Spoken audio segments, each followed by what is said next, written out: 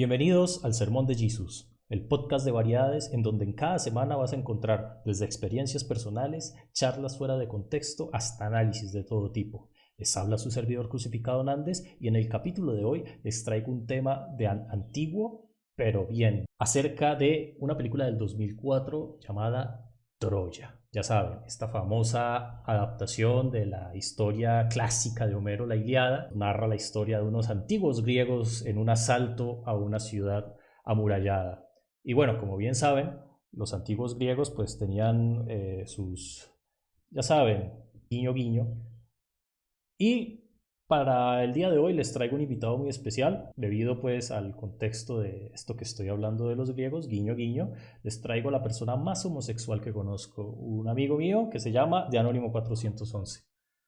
Muy buenas noches a todos. Los saluda su amigo de Anónimo 411 aquí en el Sermón de Jesús. Creo que sí, es la primera vez que participo en un Sermón de Jesús, aunque ya estoy un poquito acostumbrado con el tema de los podcasts, por lo que espero lo disfruten. Vamos a hablar de, creo que es una de las películas favoritas de mi papá, así que algo de cariño interno le tengo que tener. Yo creo que las películas de favoritas de mi papá eran esas que se veían porque no tenía opción en los canales abiertos y uno les agarraba fastidio porque las repetían mucho.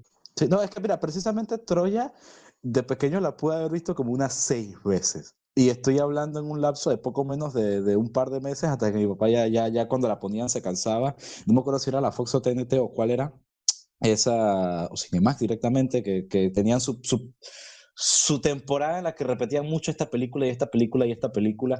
Y así fue como me vi Troya. Hasta No, que ya para adulto me la quise ver bien. De hecho, vengo de fresco haberme visto la versión extendida. bueno, de hecho, a ver, la vaina está en que TNT no pudo ser porque TNT solo presenta Harry Potter, eso lo tenemos clarísimo. Así que bueno, tuvo que ser, qué sé yo, Cinemax o alguna vaina. No sabemos, dejémoslo ahí. Bueno, ¿qué nos puede contar el señor Arturo de Troya? Más allá de de que es una de las películas favoritas de su señor padre. Troya, a ver, es una película del año 2004 que fue dirigida, si no me equivoco, aquí está Wolfgang Peterson, que no sé si conoce mucho de los trabajos que él ha hecho, porque dentro de poco después hizo la de Poseidón. De hecho, siempre tuve el presentimiento de que él quería como adaptar todo el tema del ciclo épico. El ciclo épico, que son todos los libros estos que hizo tanto Homero como un montón de gente adicionales que contaban tanto, no solo Troya, que empezaba con la Ilíada, si no me equivoco, empezaba con otra. Bueno, los dos más largos que son la Ilíada de 24 libros y la Odisea, que también son 24 libros, ¿no? Y que tiene la participación de Brad Pitt, ya en un momento creo que de auge de su carrera, y Orlando Bloom, que venía de hacer El Señor de los Anillos. Si no me equivoco era Legolas, ¿no? Y esto fue antes Sí, de que fuera William Turner de Piratas del Caribe. poquito antes, Y ¿no? sí, sí, poquito antes, porque Piratas del Caribe, La Maldición del Perla Negra, ¿qué es? ¿2005, 2006? Por ahí, Más o menos. más o menos. Y no, de hecho, ya en la película ya sí se le nota que tiene un poquito de William Turner. No, mira, La Maldición del Perla Negra salió en el 2003. 2003, así que esto fue después de La Maldición. Mira, ok, perfecto, porque sí se le nota un poquito. O sea, yo no sé, cuando tú miras al Señor de los Anillos y miras a Legolas, tú piensas en Legolas. Tú sabes que es Orlando Bloom, pero piensas en Legolas. Sí. En cambio, cuando miras a Paris en Troya, yo no puedo sacarme a William Turner de la cabeza. Mira que me pasó lo mismo. ¿Y sabes por qué? Es por el peinado. Ajá, utilizó exactamente el mismo peinado. Sí, Bueno, total. Pero bueno, también estaba el Eric Bana, un actorazo, la verdad, que fue el que hizo de Héctor. el de Héctor, un actorazo. Ya vamos a hablar más en profundidad de esos temas, pero primero que nada, quienes no lo sepan, por lo menos yo tengo una experiencia interesante con La Ilíada, que es el libro en el cual está basado pues, el asalto a Troya, y es que es uno de los pocos libros que yo me leí y me gustaron en el colegio. De esos que te mandan a leer y los lees por obligación y después tienes que hacerle un resumen y toda la vaina, literalmente el trabajo más aburrido que puedes hacer. Pero mira que en particular este me gustó. La versión que yo escogí para leer pues fue una pequeñita, súper pequeñita, bastante compacta en ese sentido. y me gustó el rollo épico, que a mí siempre me ha gustado. Para esa época yo ya leía un poco de mitología nórdica, egipcia, todo. Ya conocía, por ejemplo, el Age of Mythology, que fue mi entrada a todo este mundo, del cual pues siempre he sido muy fanático, no tanto como para saberme todas las historias de fondo, pero sí como para conocerlas, por lo menos me ubico un poco. A ver, precisamente hablando del libro, no sé si lo tengas tan fresco, la Ilíada, como para hacer ciertas comparaciones como adaptación, pensar en la película como adaptación antes de salir a hablar Bueno, de ella en sí. es que como adaptación, ¿sabes? O sea, sí, porque es bien diferente en cuanto a cómo trata el tema. Principalmente podemos decir que la guerra de Troya, que fueron 10 años, una vaina así, y la Ilíada también va tratando de eso. De hecho, mira, hay un montón de cambios que cualquiera que lee el libro y puede entender muchas de las puntuaciones que le dan, porque a mí la película me parece que se le trata de una forma muy injusta. Es de esas películas donde usualmente muchos de los críticos la atacan más por no ser fiel al material original, lo que lo puede entender. Justo por eso quería hablar acerca de Troya como adaptación, porque la crítica más recurrente que yo he visto así por encimita en Letterboxd es le ponen malas estrellas, bajas estrellas, porque no es históricamente correcta. Y uno dice, puta, ¿para qué? O sea, ¿qué tiene que ver eso? Es que pretende ser históricamente correcta de nada por el estilo, solo pretende ser una excelente película, una buena película, tomando como inspiración el libro de Homero, la Ilíada. Y a ver, creo que una de las más, vamos a tomar un poquito de diferencia, no sé si ya los tienes anotados ahí para hablarlas, pero por ejemplo, a mí lo que fue el hecho de que la guerra durara unas 3 semanas antes de que llegara Odiseo con la idea del caballo, me parece que es algo tan propio de la película que ya lo separa del resto. De hecho, la película empieza con cosas muy propias porque Menelaus muere directamente al principio, cuando Melenao. Melenao no solamente llega al final de la guerra, sino que se lleva a Helena. Helena nunca escapa para ningún lado. No se va para digo yo que se fueron para Mesopotamia, porque ellos estaban Troya está en Turquía, básicamente, y tuvieron que ir para abajo, estaban ¿quiénes eran esos? Los hitaitas, no sé. Pero el punto es, no solo eso, sino que Ajax tampoco muere. Bueno, Ajax sí muere en la historia, ya en el asedio después, creo que le cayó una maldición de los dioses. Ajax es el tipo este grandote con el mazo al que mata a Héctor al principio, de la bueno, a mitad de la película, Claro que etcétera. ese es un personaje interesante porque lo muestran principalmente como una comparación de fuerzas para medir a Héctor y Aquiles, porque sabemos que Sí, Aquiles es más fuerte que Ajax, pero no sabemos qué tan bien le vaya a Héctor contra él. El hecho de que exacto. Héctor tuviera una Punto victoria, el hecho de que Héctor tuviera una victoria sobre Ajax, decía mucho, decía impulsa, mucho. impulsa el hecho de que puede llegar a ser ¿cómo se llama? Una batalla pareja, y nos anticipa el clímax de la película. Exactamente, porque lo primero que vemos de Ajax es cómo se está con su mazote rufián, o sea, se está agarrando a todo el que pase por ahí, puede contra hasta 5 tipos a la vez, y te da la impresión completamente contraria de lo que es. Un tipo grande y lento que no puede hacer muchos movimientos, pero con ese largo mazo, como si fuera una lanza, simplemente con el mazo al fondo, empieza a hacer una cantidad de movimientos increíbles. A mí me encantan las escenas de él, aunque dure poco.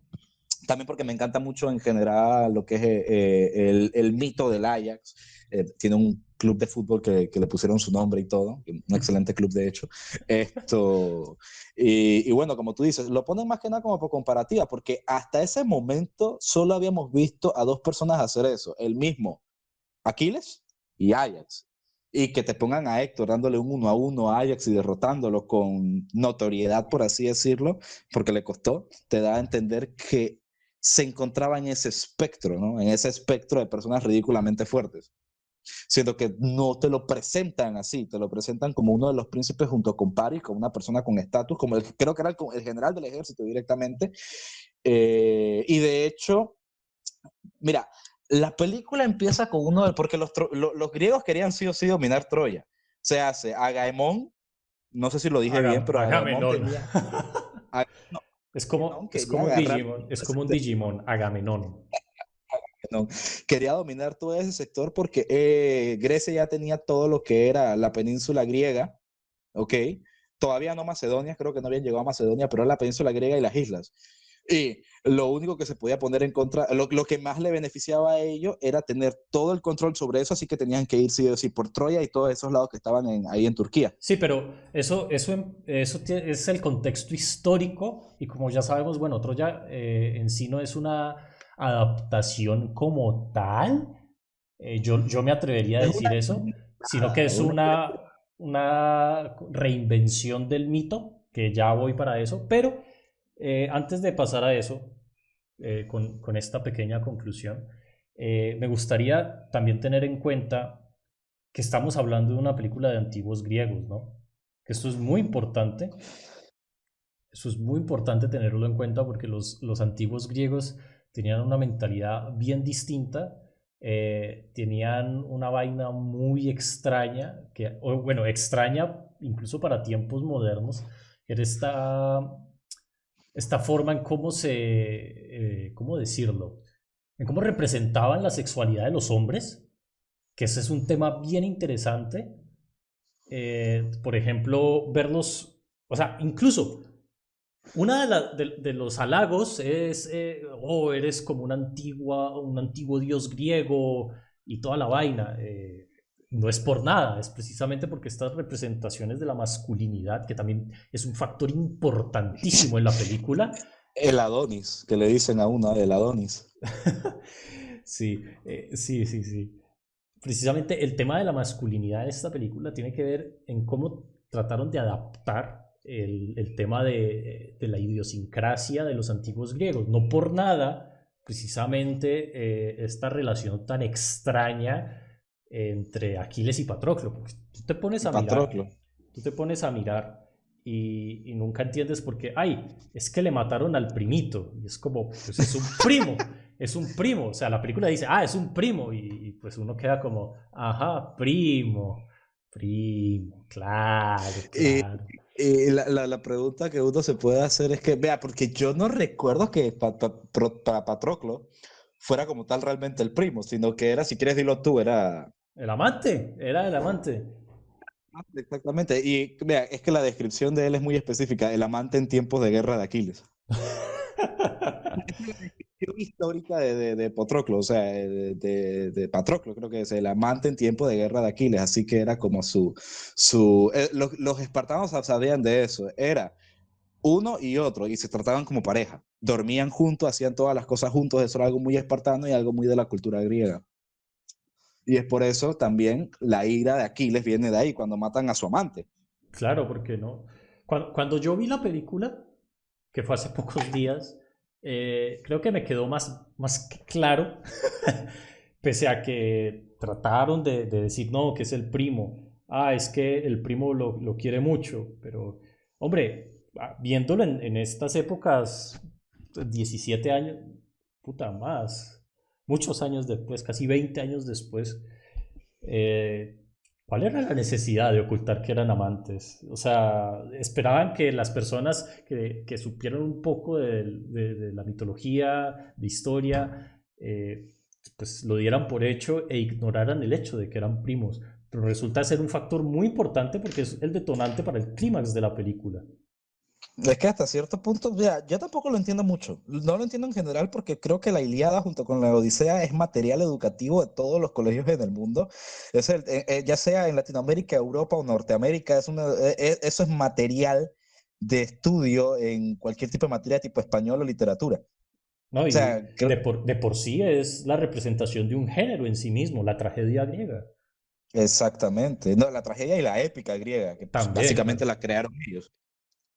Así que yo siento que de repente eso también tiene que ver con la baja calificación, porque cualquier persona conoce esa historia, conoce cómo fue, y cuando va a ver la película se dice, ok, lo resumieron todo en un asedio de un mes, cuando fue un año, mataron a este Menelao y mataron también a Ajax, si no me equivoco, los dos son tanto reyes, por lo menos sé que Menelao lo es de Esparta, y los matan al principio y empiezan a contarte cómo los soldados griegos se empiezan a desmoralizar y se quieren ir, cuando en la historia real, pues, o sea, se desmoralizaron más que nada cuando vieron que estaban pasando los años y no dominaban Troya.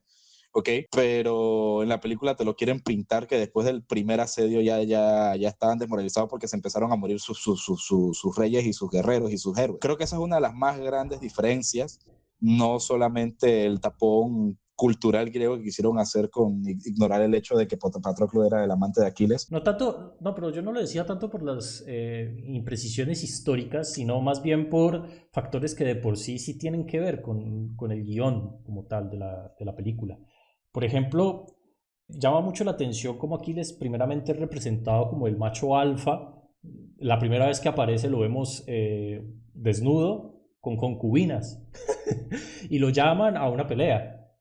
Después nos muestran eventualmente cómo esa relación extraña entre Patroclo y él, que al principio parecía ser algo de pupilo estudiante, Sí, sí, pupilo estudiante, exacto. pero pues para las personas un poquito conocedoras, pues sabemos que no es así. Pero No, bueno, mira, en parte sí es así. Había un maestro y los maestros griegos se cogían a sus pupilos. pues tenían que cobrar de algún modo, ¿no? Igualmente, yo sí quisiera entrar un poquito en cosas de la trama, porque me parece que como guión se pone bien telenovela el asunto. Se Uy, pone tremendo. porque, y no, y es muy buena, es muy bueno como telenovela, porque todo el drama y tal de cómo se llamaba la prima de Héctor y de Paris, Briseida, ¿no? Briseida. Briseida, ahí está con esa especie de relación que quisieron hacer con Aquiles, que me parece espectacular para el dramatismo que le quieren poner, porque ella tiene que escoger entre Troya y porque era una virgen del templo de Apolo, si no me equivoco, era una Sí. virgen. Y literalmente era una mujer fuerte. Aquiles se fija en eso, en eso es lo primero en lo que se fija, que se está tratando de defender de los tipos que la querían violar, ¿no? Y eso es lo que le llama la atención, y él como hombre fuerte dije, yo quiero a mi mujer fuerte, y luego se la lleva, y cuando ella lo podía matar, que el man ahí le muestra lo que es un poquito de su idiosincrasia o su tipo de vida, que es contar con el hecho de que la muerte, mira, en esta vida hay una sola cosa que es inevitable, la muerte. Todo lo demás se puede hacer o deshacer, o se puede cambiar, o puede llegar a un punto en el que lo hagas o no lo hagas. Lo único que tú no puedes evitar en la vida es la muerte, ¿ok?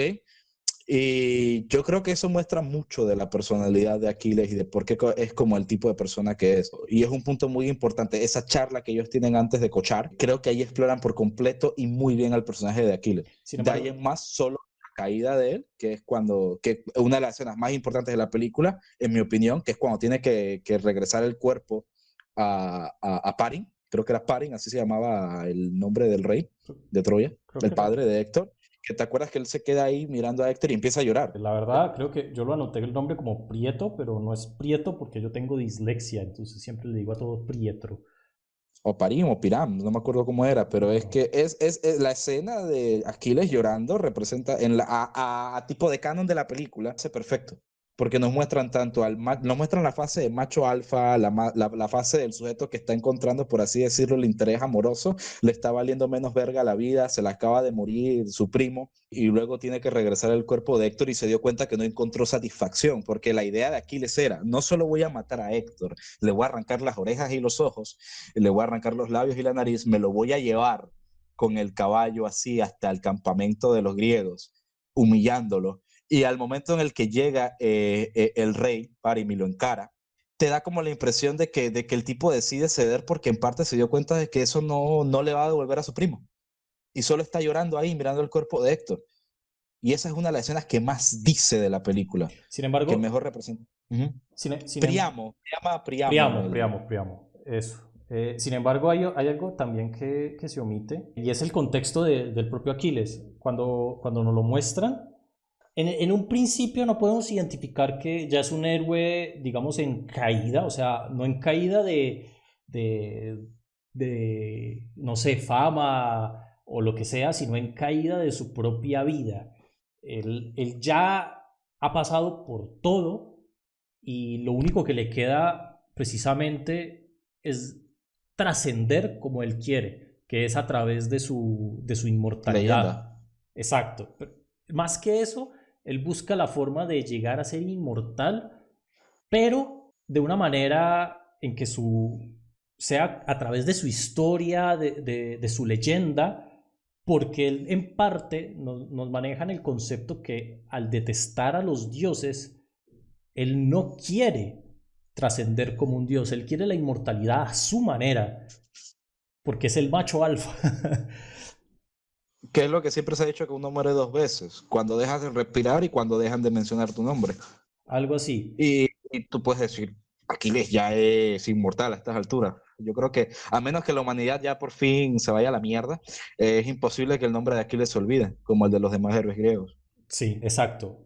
Me parece interesante que jugaran con el hecho de que precisamente ese punto ya estaba implícito al nivel de contexto general, o sea, a nivel del espectador. Es muy interesante eso, pero tiene que ver también con cómo es un buen momento para representar el cambio que tiene Aquiles a través de todas las acciones que hay en la película. Porque al principio de la película lo vemos como el Aquiles de siempre, ¿cierto? Pero con esos atismos de que en algunos puntos empieza a aflojar. Precisamente su encuentro con Briseida es uno de ellos, y obviamente que aquí hay factores totalmente decisivos como la muerte de Patroclo y todo lo que conlleva esto. También hay algo bien interesante porque hay muchas dualidades en la película a través de para mí, los cuatro personajes principales, cinco personajes principales, que son Menciónalos. Héctor, Paris, Priamo, Agamenón y Aquiles. Para mí Y Aquiles, sí. para mí esos son los cinco personajes principales, con la salvedad de que la verdad creo que Helena mereció una mejor representación en la película porque realmente es un personaje muy importante, pero creo que por las direcciones, o sea, por la línea creativa al representar a Paris como una persona tan ingenua, porque hay dos personas particularmente ingenuas, solo que en distintos extremos de edad, son Paris y su padre. Porque la ingenuidad de Paris es la ingenuidad típica de una persona joven, impulsiva, que hemos visto un millón de veces representada, que pucha, se Capaz enamora. de poner la vida de su pueblo por encima de su amor. Egoísmo. Claro, y ahí entra el padre que no solo banca la ideología de su hijo, sino que está dispuesto a convocar una guerra por esa. Y la ingenuidad del padre, que tiene que ver con algo muy interesante y algo que tiene que ver con que esto definitivamente no es una adaptación de la Ilíada, es que en la Ilíada, no sé si recuerdas, que los dioses son prácticamente personajes principales o personajes recurrentes más bien en la historia. En este caso, Sí, sí, y tienen sus fits. Por ejemplo, Priamón no llegó al campamento porque, o sea, en la película te dan a entender que Priamón caminó por toda la playa y llegó al campamento. No, en realidad creo que fue, si no fue Apolo o Zeus el que mandó a Hermes a que lo acompañara. Y es por eso que llegó al campamento. Y ese es el tipo de datos que a nivel de guión, como los dioses no le dan el nivel de importancia a los que creen a los dioses, como el rey, como Priamo, se les da un poquito de estatus como un poquito de locos, de tomar decisiones ridículas y precipitadas, claro, pero cuando en el contexto de la Ilíada es como, no, el tipo tiene a Hermes a su lado, por eso es que va a caminar hacia el campamento de los griegos. sin embargo, esto es algo importante porque la intervención de los dioses, o sea, más bien la no intervención de los dioses, juega como hacia la propia devoción y una postura teológica muy interesante que ubicas los memes que hubo hace mucho tiempo en donde ponían una escena de una película y un personaje respondía de manera distinta a la película y ponían los créditos. Sí. Troya tiene como cuatro de esos momentos. Literalmente al principio de la película, cuando Héctor dice hay que devolvernos y después dice no, vamos a Troya.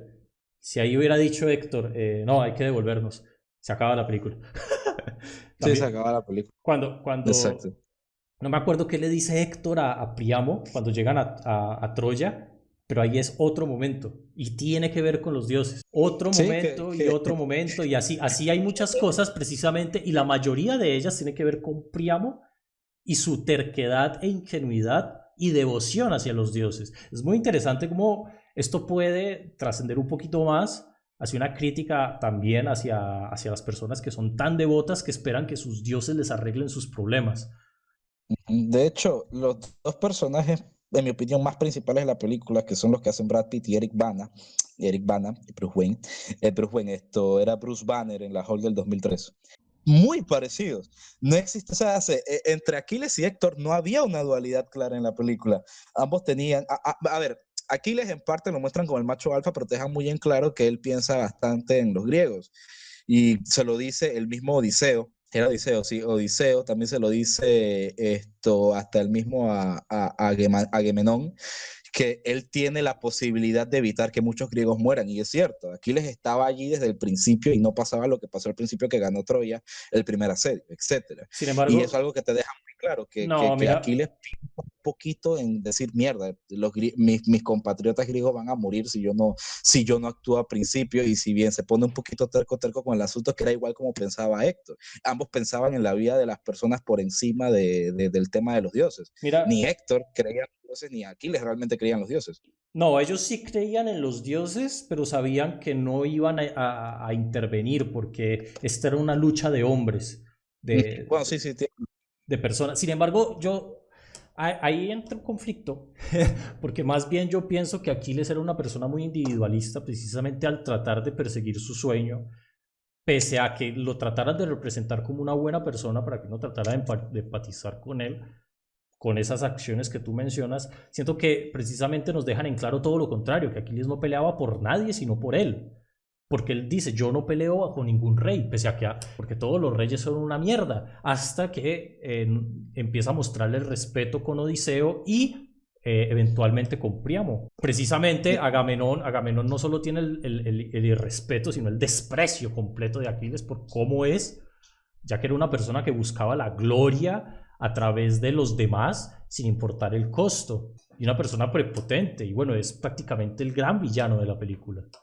De hecho, mira, hablando un poquito de las cosas que no se pueden, que quizás no se pueden adaptar, porque la Ilíada es una historia, hasta cierto punto, es un excelente, léanselo, un excelente libro, novela, como lo quieran ver, creo que tiene un nombre específico, un poema, pues. Pero al final los griegos, pues invaden Troya, no me acuerdo qué tanto de diferente, me parece que la versión extendida lo deja más implícito, se ponen a violar a las mujeres y a tirar a los bebés al fuego, literal, casi que por diversión hasta cierto punto. Los griegos son una mierda. Si quieres poner a los troyanos como el pueblo principal, los griegos son una mierda porque llegan no solo no se muere, se hace. Helena regresa a las manos de Menelao.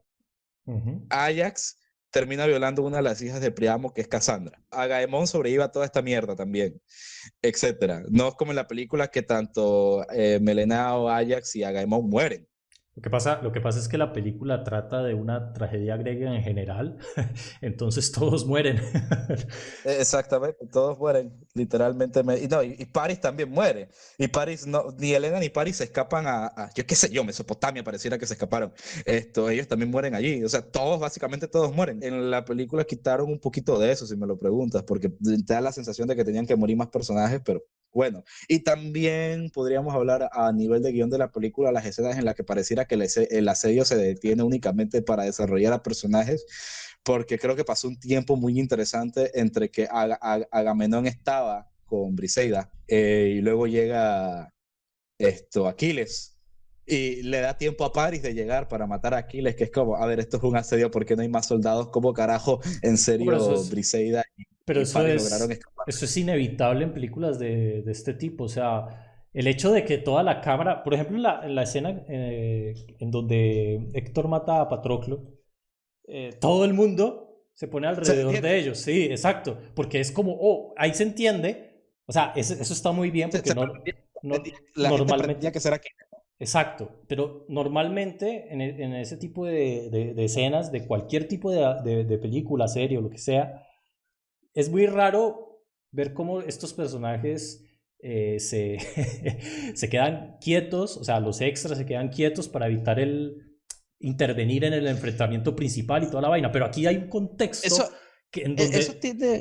pero aquí hay un Termina. contexto en donde nos hacen creer que lo que estamos viendo es factible.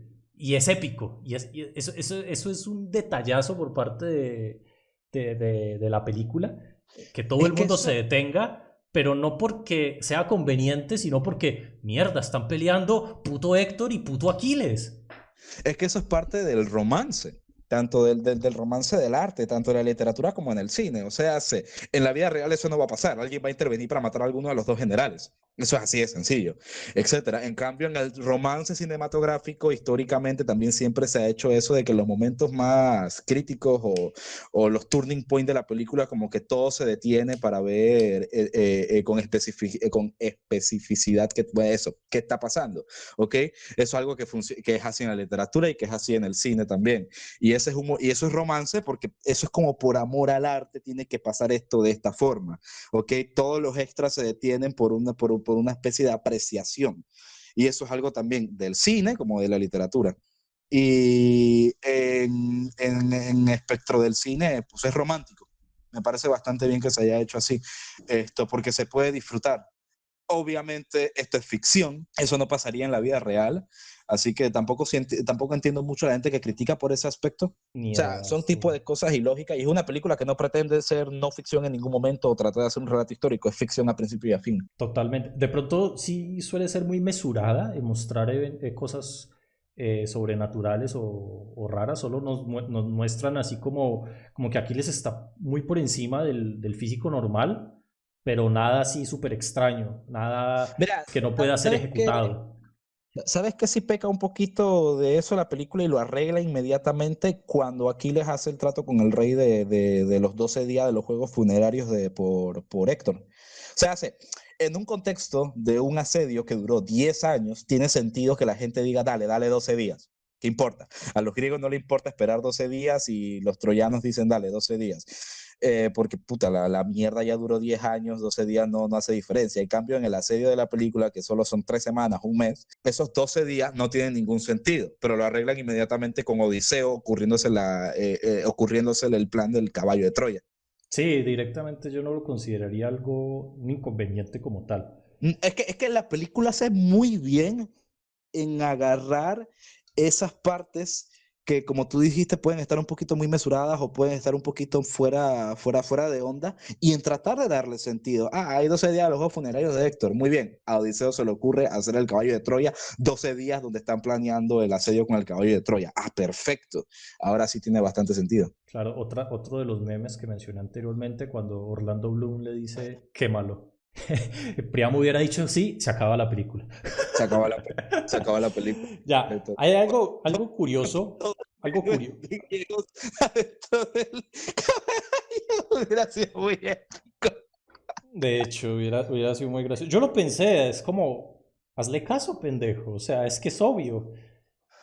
Pero bueno, esa es parte de la ingenuidad, que es uno de los conceptos interesantes de la película, también del realismo, que Héctor representa un realismo muy fuerte, también Aquiles, a comparación precisamente de París, de Priamo y hasta el mismo Agamenón, que solo veía guerra, Es que conquistar. hasta ahí tiene inclusive sentido un poquito a sentido de la trama de la película porque te daban a entender que ellos también, los troyanos también sabían que los griegos estaban totalmente desmoralizados. O sea, si había una retirada en ese momento, argumento de la película tenía sentido, ¿no? Obviamente todo el mundo conoce la historia del caballo de Troya y sabíamos cómo iba a terminar, pero a contexto cinematográfico me parece que estuvo bien llevado. Sí, totalmente. Otra cosa interesante para tratar es el concepto de guerra como tal. Algunos como Agamenón veían en la guerra un medio para un fin. Otros como Melenao lo veían más como, como una consecuencia de un fin, que era sencillamente recuperar su honor, más que su esposa, porque le importaba una verga a Helena. Lo que le importaba era el honor, el que lo irrespetaron de esa manera. Otros como Héctor venían en la guerra una tragedia. Aquí les veían en la guerra una oportunidad. Priamo y Eh, Paris tienen un concepto muy interesante porque lo veían como una designación divina, como una prueba de la fe, y Paris lo veía como mierda, pues toca, ¿no? un egoísta y el romance va primero. Luego está Patroclo, que también lo veía como algo a lo que estaba destinado, igual que Aquiles. O sea, Patroclo también quería llegar a ese punto como de ser un héroe legendario y veía en la guerra la oportunidad para eso. Sí, también es cierto. Creo que el concepto de guerra como tal es muy, muy, muy bien retratado. Sobre todo cuando Héctor, para mí el personaje de la película es Héctor, me parece impresionante cómo puede conectar con la audiencia, precisamente a través del realismo y que básicamente él es el héroe de la película, Aquiles es más un antihéroe hasta que Es que mata a Héctor. Héctor, cuando empiezan a hablar de los dioses, Héctor es el que dice los comentarios sensatos. Héctor es el Sí, que dice, no, esto es una estupidez, creo que porque los dioses, etcétera. sensatez es una mejor palabra para lo que yo llamé ingenuidad, Ujú. porque es más insensato que otra cosa, teniendo en cuenta mi ateísmo, pero bueno. Y otro pequeño paréntesis de Elena. Elena me parece un personaje muy desaprovechado. Demasiado. Creo que tenía mucho para ser muy clave en, en los conflictos políticos, más que nada. Aparece tan poco en pantalla que da la impresión de que esa puta guerra pasó por nada. Es que hasta cierto punto la película también te deja entender que cuando se muere ya Menelao, es que, y te lo dice directamente a Agamenón, el tema del conflicto entre Paris, Helena y Menelao pierde sentido. A este punto ellos solamente quieren Troya. Ellos Sí, quieren Troya. Ya esa subtrama, porque eso es trama principal, antes de que se vuelva subtrama, vale verga cuando matan a Menelao, cuando totalmente. humillan a Paris. Ahí ya el conflicto pasa a otro lado y el personaje de Paris sigue teniendo participación y sigue siendo importante porque, bueno, tenía que dispararle la flecha a Aquiles, pero Helena ya valió verga. Helena estuvo ahí nada más para darle una mirada a Héctor antes de que se fuera a morir y luego para saber el plan de escape que tenía la esposa de Héctor. Igual, todo es culpa de Elena y creo que eso lo desaprovecharon también. Ujú. O sea, sí se muestran varias escenas de su culpabilidad. Ella se sentía muy culpable de todo lo que estaba pasando y tal. Ah, es más, esas escenas son lo que muestran lo desaprovechado que está, porque te lo dejan casi a la mitad. No hay un desenlace para Es el que no hacen personaje. nada al respecto, ese es el problema. Lo muestran, pero no Ajá, hacen nada al respecto. solo están para ahí para decirte que ella tenía razón hasta cierto punto y que todo era una idea y que todo esto era culpa de ella y ya, no hay una resolución fija para el personaje como así lo hubo para los demás. Exacto. Y hablando de resolución, creo que ya es momento de pasar al clímax de la película, que es para mí un acontecimiento cinematográfico que se ha quedado en la cultura. Héctor contra Aquiles. Tremenda pelea. Es que en general habría que hablar de cómo todas las peleas aquí están muy bien coreografiadas. Todas. No se Hasta sienten la de los... coreografiadas, eso es el punto. Exacto, exacto. Y los efectos especiales para el 2004 que utilizaron, que se nota a leguas que son todos naturales. O sea, no dudo que haya habido algo de CGI en la película. De hecho, no estoy al tanto de qué hubo CGI y qué no. Haz de cuenta que la película la filmaron en Malta, en un cabo en México, hacia el sur, por Baja California Sur. Y también, ¿qué otro lugar utilizaron? Malta, No México, y hay importa. otro que me falta, creo que es también por el No, Mediterráneo. pero Eh, de la producción podemos hablar después. Dale. Más bien de Héctor versus Aquiles, porque ese es el clímax de la película, más que toda la película, sino muchas partes de la película y sobre todo los diálogos han sido encaminados para ese momento. Lo del caballo de Troya y lo que viene después de la muerte de Héctor es como para justificar el hecho de que la película se llame Troya. No, Porque es que sí, realmente el final de absolutamente todo lo que tenga que ver con los conflictos principales concluye con Héctor versus Aquiles y con la muerte de Héctor.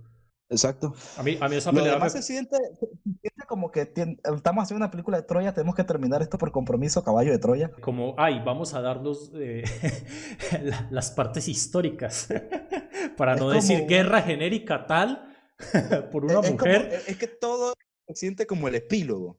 Uno Esa es la palabra. es como el epílogo de la historia, que el clímax es Héctor contra Aquiles. El final podrías interpretarlo como Príamo yendo a buscar el cuerpo de Héctor y Aquiles dándose cuenta de que no valió la pena esa escena cuando se pone a llorar en frente del cuerpo de Héctor, pues eso te digo que es la más importante del personaje. Por cierto, Brad Pitt hizo una actuación estupenda como tipo, tanto como tipo rudo, como tipo sensible, como tipo perdido tanto en sus emociones como qué quiere hacer con su vida. Lo hizo perfecto y ahí tú dices, clímax, final y el resto es puro epílogo por compromiso. No es tanto como que por compromiso, pero sí hay que destacar que sí se siente desconectado del resto de la película, porque es muy random, precisamente lo que se mencionó antes, en donde Odiseo se le dijo, caballo de Troya, 12 días. Es como, hay algo extraño ahí, sí se presta para muchas escenas épicas, el desembarco del caballo, que creo que esas partes sí que se nota que es CGI, creo, y cómo Aquiles va a buscar, y la frase épica de que arda Troya, esas son como guiños para los cultos, pues, para estas personas que aprecian una buena adaptación histórica, pero que pues no es su película, si es lo que van a ver. Sin embargo, volviendo al tema, me parece muy interesante porque más que caer en cuenta de que Patroclo no va a volver, es caer en cuenta que Aquiles por primera vez conoció a una persona a quien mató. Y eso lo hace completamente arrepentirse porque sabía que tenía más en común con Héctor que con cualquier otra persona. Y esa es parte de la dualidad que hablé anteriormente, del cómo este par de personajes en cualquier otra situación hubieran sido mejores amigos. Sí, hubieran sido casi como hermanos, porque pensaban igual, o sea, entre ellos, la dualidad era con los demás, era con Priamo, era con Agamenón, era con Paris, pero ellos eran tal cual el uno con el otro. Sí, eran guerreros, eran, sí, hermanos de Que armas, por así pensaban, decirlo. pensaban pensaban a su manera diferente, pero pensaban hasta en su pueblo. Las escenas de Aquiles cuando le dicen, tú puedes hacer que los griegos puedan volver con sus mujeres y tal, y con sus niños, y que no tengan que morir acá. Y aquí Brad Pitt se queda ahí mirando al aire y dice, puta, es cierto, y tú lo entiendes, ese silencio y esa mirada como... Aquiles sabe que tiene una responsabilidad moral hasta cierto punto, así como Héctor sabe. Pareciera que Héctor es el único que entiende que todo esto es una estupidez, pero que él tiene que Exacto. hacerse también parte responsable. Claro, es que O sea, se sienten... no puede, sencillamente por el hecho de ser algo precisamente innecesario o estúpido directamente, no puede hacerse a un lado, porque él tiene una responsabilidad hacia su pueblo y sobre todo hacia su familia. Pero él piensa más en el propio pueblo. Él banca a su hermano, porque su hermano no lo quiere ver muerto, ni humillado, ni perder, pero la responsabilidad es con su pueblo. De hecho, Curioso. la película empieza, o sea, te pones a pensar que Héctor no está lo suficientemente cabreado cuando la película empieza con los troyanos y Esparta haciendo un tratado de paz, que se rompe al instante que Paris se acuesta con Helena, básicamente, y luego se Al la secuestra. instante en que se enteran. Ujú. Al instante en el que se entera, pero ahí es cuando tú dices, ok, esto ya es guerra. Y Héctor venía de haber negociado un tratado de paz y llega allá y le tiene que decir a su padre, no, mira que sí va a haber guerra porque París la cagó. Y tú te quedas pensando, Héctor tiene ese compromiso con su pueblo y ese amor por su familia y su reino Claro, que se nota que no está tan cabreado como debería estar. es que es un personaje con el cual el autor busca conectar con la audiencia, pero al 100% es el personaje más visible en ese aspecto de la película. Es Porque que la muerte de él Aquiles te es duele. como, claro, es que allá es donde voy. Aquiles lo muestran como la cúspide de la humanidad y de la hombría, pero Héctor te muestran como esa hombría representada como la humanidad, algo más terrenal. Por eso incluso en el póster Aquiles está por encima de Héctor. Es una cosa muy interesante porque adicionalmente, precisamente, se trata de hacer que un personaje te caiga tan bien para que su muerte sea lo más significativa posible. Y creo que este personaje es uno de los mejores ejemplos que yo recuerdo en el cine. Obviamente hay más, pero ahorita lo tengo presente porque tengo la película fresca. Y cómo se efectúa esa muerte. Es un combate demasiado bueno, la verdad. Y hasta Muy cierto bueno. punto, por cómo se construye, o sea, aún sabiendo la historia de Héctor y de Aquiles, uno siempre tiene el presentimiento de que Héctor podría ganar. De hecho, logra herir a Aquiles, que creo que es algo que nadie más ha hecho en toda la película. No, nadie, Que nadie más lo hace. logra herirlo y tú quieres que Héctor gane hasta cierto punto. Al mismo tiempo, tú entiendes que la historia también trata sobre Aquiles y tal, y están los dos protas peleándose en ese instante. Es que O sea, si te ese pones es el a pensar, si te pones a pensar, realmente es a través de que no es justo que Héctor muera por lo que hizo, Ajá. porque se supone que él fue engañado, incluso él al saber que cometió un error, porque al pensar que era Aquiles, su rival, cuando era Patroclo, él detiene la batalla y se va, consciente de que eso lo va a llevar a su muerte.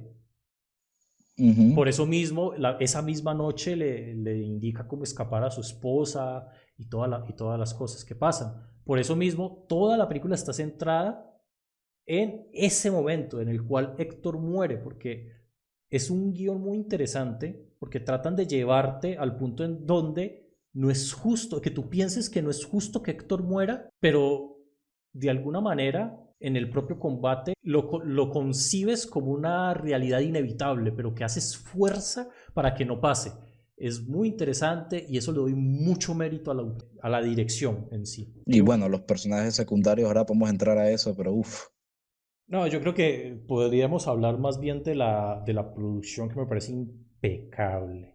Es demasiado. buenísima las escenas de los barcos, el propio caballo, las guerras, las batallas, todo estuvo súper bien, súper bien. La verdad no le presté tanta atención a la música, pero por ahí me escuché que es buena, la verdad. Yo tengo entendido esto y creo que sí lo pude notar que la versión extendida o sea, le pusieron música distinta a la versión teatral porque la versión extendida creo que es del 2007, si no me equivoco, la sacaron 3 años después, imagínate. Curioso. Pero la versión extendida le pusieron música distinta que la versión original para darle un enfoque también distinto. De hecho, en general, como es más cruel, por las escenas que muestran. Supongo que también le quisieron dar esa dirección no, mira, esta es como la historia que el director cut se llama, de hecho, esta es la historia que el director quería hacer en realidad, no una mucho más cruel. Sí, eso lo entiendo. Bueno, yo creo que con eso zanjamos todo el tema de la película. Ahora, bueno, el tema sustancial, ahora hay que hablar del tema estético. La representación de la masculinidad tóxica, la homosexualidad y el componente homoerótico que ayuda a evolucionar la trama. O sea, los bíceps. ¿Qué, Por Dios. qué cantidad de bíceps? Viejo, Gente, el culo gente, de Brad Pitt. gente, de verdad, esto es una película que dura como 2 horas y media, de los cuales 2 horas es triple X de bíceps, es porno de bíceps. Nunca había visto tanto porno de bíceps. Puta madre, de verdad que es impresionante. Pero más que eso, porque puta, la escena de la pelea de Héctor y Aquiles, en donde Aquiles se pone el escudo, que el puto bíceps de Brad Pitt es del puto tamaño de su cabeza, y eso que es Brad Pitt es bien cabezón. Y eso que el tipo no es precisa, genéticamente digamos que está bendecido, pero tú no piensas en él como el tipo de personas así, todo tipo culturista grandote. Sí, de hecho yo no sé qué puto trabajo, si es que le pusieron bíceps con CGI, pero tú miras y en todo momento está representando esa masculinidad tremenda, le ponen aceite para que brille, una vaina y... Mira, he dicho que tanto Paris, Sector como Aquiles tienen la cara bastante bonita considerando que en aquel entonces no había una tecnología tipo Gillette para rasurarse. O sea, obviamente en la historia real todos ellos hubieran sido bien barbones porque tú no llegas a los 20 y pico, 30 años sin pelos en la cara. En cambio ahí estaban, no hablo del maquillaje como tal, pero es que estaban con la cara limpia como si fueran culizos de nacimiento cuando no, los griegos eran bien barbones. Sobre todo París. Sí, De la pronto gente Héctor es el más salvable. mira, culistas como si fueran indígenas latinoamericanos, cuando no, los griegos son barbones todos. Sí, total. Sin embargo, a mí me llama mucho la atención porque a través de Aquiles y la representación de esta masculinidad que hablaba y los otros personajes reflejando una masculinidad tóxica y un machismo obvio de la época, me agrada y me gusta como concepto que hablando pues del tema de Patroclo, acerca de cómo el componente homoerótico y homosexual hace que la trama evolucione y se considera un factor súper importante en esta historia. Incluso hay mucha tensión entre Héctor y Aquiles. Como dije, o sea, eso de mejores amigos, capaz si hubiera trascendido otra cosa, teniendo en cuenta la época. Y no solo bíceps, ¿ah? También pectorales. Y es una cosa loquísima porque uno va muy desprevenido a ver esa película, sin haber visto el póster, porque el póster de por sí ya dice mucho. La hombría, la masculinidad, la sensación de... Es que son guerreros también, ¿no? Pero bestia. Como dijo Nández, se siente como una porno triple X de masculinidad y que, bueno, no diría 10 minutos de pelea. Pero se construye muy bien, uno siente la acción de principio a fin en realidad. O sea, Sí, eso sí es cierto. y eso es lo que quería llegar también al tipo de trama de telenovela que lo hace bastante bien, el drama y no solo la dualidad de los distintos personajes, sino los dramas tipo familiares con la Briseida, que tiene que traicionar, que se siente como que si traicionara a Troya por estar con Aquiles, el tema de Héctor y Aquiles precisamente, y la muerte de Patroclo, que es lo que definitivamente cambia por completo a Aquiles o genera la furia de Aquiles, basando ya en el libro. Y todo ese tipo de drama de telenovela sostiene la película por sí sola, sin llegar a las escenas de acción. Y cuando llegan las escenas de acción es gloria. Cuando llegan las escenas de acción es como, bien, bien, yo me puedo mamar otras 2 horas de este tipo de drama así telenovelesco entre estos personajes, muy bien hecho como lo hicieron aquí, esperando las escenas de acción sin ningún problema. Y es por eso que yo digo, los que no se han visto la versión extendida, que se la vean. Tiene más acción, yo creo que tiene media hora más de acción en general, o 20 minutos por lo menos, pero no hay perdedero. Es una de esas películas que quizás no presentan tanta acción al principio, pero que tú no las sientes lentas. Tú las sientes perfectamente construyendo la trama y la historia de los personajes. Hasta cierto punto que hay personajes como Elena que se sienten que hasta lo desaprovecharon por completo, ¿no? A personajes como Paris, que salvo por tirarle la flecha a Aquiles, no hace mucho tampoco después. Pero tú los sientes vivos y contigo ahí por cómo la película construyó sus tramas y sus subtramas. Y eso es lo mejor que tiene. O sea, inclusive Priamo, cuando va a buscar el cuerpo de Héctor, se siente que también completas mucho a ese personaje. Se siente que todos los personajes están completos ahí por cómo se van construyendo a nivel de guión. Y eso es lo mejor que hace es una estructura argumental, es una estructura completa lo que tiene. Que hace que no demores nada, que por más que demore en llegar a las mejores escenas de acción, lo puedes esperar con la calma del mundo. Es que siempre están pasando cosas. Uh-huh. Siempre es una virtud muy grande de la película. Y es también a través de cómo nos meten en contexto de época, porque también la rabia, como dije, la rabia de Melenao porque se le quitaron a Helena tiene que ver más con su honor, pero porque lo despojaron de una propiedad en su cara Uh-huh. a unos huéspedes que él mismo trajo y los hizo comer Con lo en su mesa. que acaba de hacer un tratado de paz. Exacto, entonces eh, todo el tiempo están pasando cosas y esas mismas cosas pues van confluyendo hasta llegar al clímax que es la pelea de Héctor y Aquiles. Hasta, mira, otro personaje, así de los personajes secundarios creo que estaba Eudoro, si no me equivoco, este era el segundo al mando de Aquiles, Sí, que está muy bien hecho también, el mismo Príamo está muy bien hecho, la Priamo verdad, es o sea, un, Priamo es un personajazo, pero es un idiota. exactamente, Pero no, pero es tiene que que son ver con personajes. su vejez, ¿ah? O sea, todos sabemos que a final de la vida los viejitos se hacen un poco más devotos al punto de ser No, y tercos y él, ciegos, él mismo pero lo dice en múltiples ocasiones, los dioses nunca le habían fallado. sí, precisamente, pero eso es parte de la propia devoción que tienen los ancianos hacia los dioses.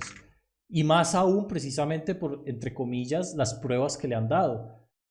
El hecho de que el primer asedio lo ganara Troya, para Priamo fue una revelación, Después una prueba más de que sus dioses lo estaban acompañando.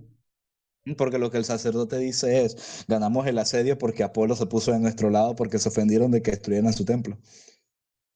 Exactamente. Pero El bueno, otro personaje, lo secundario, el mismo Odiseo, a mí me encanta la presentación de Odiseo. Ese Odiseo, bastardo. Odiseo es un personaje muy, muy curioso porque es como, sabemos que normalmente lo tratarían como el protagonista, pero no, en este caso no. Pero no le quitan nada de importancia, precisamente al ser él quien se le ocurre la idea del caballo, más aún que Y es es, el que interactúa con Aquiles, de hecho, el que convence a Aquiles en realidad. Agamenón no hace exacto, ni verga. exacto, no, es que son enemigos, como dije, Agamenón es el villano de la película. Ujú. Y bueno, Odiseo lo presentan de una vez haciendo un chiste buscan a Odiseo y el tipo se queja en Itaca y el tipo se queja de cómo ese tipo se toma su vino y se coge a su esposa y se burla de los emisarios de Agamenón ahí mismo enfrente de él. Esa escena a mí me encanta. Y luego cómo sirve como intermediario con Aquiles, precisamente, él se le ocurre la idea del caballo de Troya. Obviamente, como tú dijiste, en cualquier otra versión podría ser hasta protagonista. De hecho, creo que es un personaje que no necesita presentación en la película, porque posiblemente sea el más popular de los relatos del ciclo épico griego, que tiene su propia historia con la Odisea de Odiseo con Homero y los 10 años que le tomó. Te imaginas un asedio de 10 años y luego que te tome 10 años regresar a tu pueblo, a tu reino. Tremendo. Pero Ujú. más banco a la esposa que se encargó de engañar todo ese tiempo un montón de pendejos. ¿Cómo es que se llamaba? Briseida es un excelente personaje secundario. Total. Aunque en cierto punto de la película se siente también como un objeto de Aquiles. Pero bueno, contextos de época, no pasa nada. Y bueno, creo que en general hemos hablado mucho de los personajes. Creo que con eso queda muy claro que las actuaciones estuvieron impecables prácticamente todas. Todas, todas. La verdad es que no tengo ninguna queja de ninguna actuación. Uno puede decir que de repente Diana Kruger se le desaprovecha, ella es la que hace de Elena, pero Brian Cox, no me acuerdo si tiene relación con la tipa esta de Friends, pero el que hace a Agamenón, tremendo actorazo, tremenda actuación. Sean Bean que hace Odiseo, tremendo actor, o sea, y tremenda actuación también, y todas las actuaciones se entienden bastante bien. Te da la impresión de que son ellos hasta cierto punto. Brad Pitt de Aquiles es lo máximo. El Héctor de Van es lo máximo. Orlando Bloom le quedó muy bien el papel Es de, que de tiene una Paris. cara de idiota, Y enamorado, y viene de hacer de Will Turner, que es venía, básicamente un idiota enamorado. o sea, venía de ese papel, un poquito más extendido con William Turner, pero también venía de hacer Legolas, que tú no le entiendes como este tipo de personaje, y ahí te da a entender que el tipo puede actuar muchísimas cosas. De hecho, creo que es un actor que se le ha desaprovechado mucho, ¿no? Por encasillarse mucho en ese tipo de trama de tipo enamorado. Ujú. Sí, Y sí, bueno, Eric Bana, que es Bruce Banner, y de la nada te sale de Héctor, lo máximo. lo máximo. Creo que me falta El uno. Ah, viejito, el el mismo viejito. Patroclo, el actor que hizo de Patroclo, que no lo conozco. No, a mí me gustó más la actuación de Priamo, la verdad. Porque yo me No, comí, sí, me comí todo el cuento de que era un viejo ingenuo, insensato. sí, sí. Y lo hace bastante bien, lo hace Sí, bastante pero bien. bueno, yo creo que no es sino tirar más flores y ya. Bueno, para concluir, siendo esta una película que trata, no es que sea de este género, pero trata del género épico, que se considera un género cinematográfico. No, es que creo que Espera, sí es épico. sí, sí, lo es. Para mí es más, sí, es una película de género épico, que es un género cinematográfico precisamente acerca nace a través de las adaptaciones de estas tragedias griegas. ¿Tienes alguna recomendación de una película similar? Así tipo épicas. Sí, de género épico. Orson Welles. Orson Welles, sí, es que me acuerdo es de 1984. No sé por qué. Bueno, mira, una película épica y que también es tipo historia épica. A mí el irlandés me pareció fantástica, aunque no es de este tipo. No es de este tipo, evidentemente. ¿Cuál irlandés? Pero es una que puedo recomendar. ¿Cuál? ¿Cuál irlandés? El irlandés de Martin Scorsese, ¿Pero eso qué por tiene? decir una película épica. Es una película épica. ¿No? Sí, sí, sí, sí, sí, sí, sí, sí, sí. Si quieres luego en el post de esto hablamos un poquito de eso. Bueno, mira, el, Oh, el- el irlandés a mí me él, gusta. creo que era Otelo, no me acuerdo. Mira, el irlandés a mí me gusta la película, pero no la considero una película de género épico. No es Es que que no las sea películas, mira, épica. las películas de género épico, si yo no me equivoco, realmente son esas que cuentan la historia tanto de la caída como el mejor momento de los héroes o los protagonistas. Bueno, después lo debatimos. Dale. Mi recomendación, Jason y los Argonautas del 63, dirigida por Don Chaffee, tiene unas escenas en stop motion de unos esqueletos, la cosa más espectacular. ¿Tú viste los recut por fan que algunos hacen de como si estuvieran en 60 FPS? De esa misma. No, Están en YouTube, están bastante buenos, ¿no? Y te hablan muy bien de cómo es estuvo hecha esta película. impresionante, la película es buenísima, es súper genial, se la recomiendo muchísimo. Si les gustó Troya y quieren incursionar en este género, yo les recomendaría esa película, porque si con esa película no disfrutan el género, ya no vean nada más. Ujú. También está la clásica recomendación de este tipo 300. Bueno, eso es una película más de acción, ¿no? 300 a diferencia de Troya se siente más poética. Claro, es un cómic. Ujú. Pero bueno, Hay una de Zulu y una de Alejandro Magno. Me acuerdo quién fue el que hizo de la de Zulu déjame ver. ¿De qué año es esta mierda, Zulu? 1964, ese es género épico bélico. Aunque Troya también la pondría en... Bueno, Troya es mucho más dramatismo que bélico.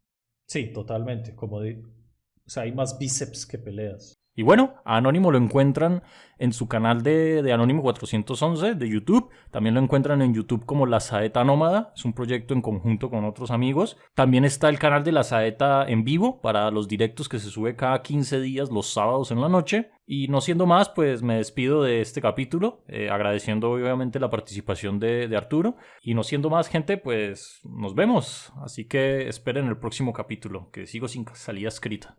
Si les gustó el capítulo, compártanlo, denle en follow, hagan lo que tengan que hacer. Ustedes saben perfectamente la rutina.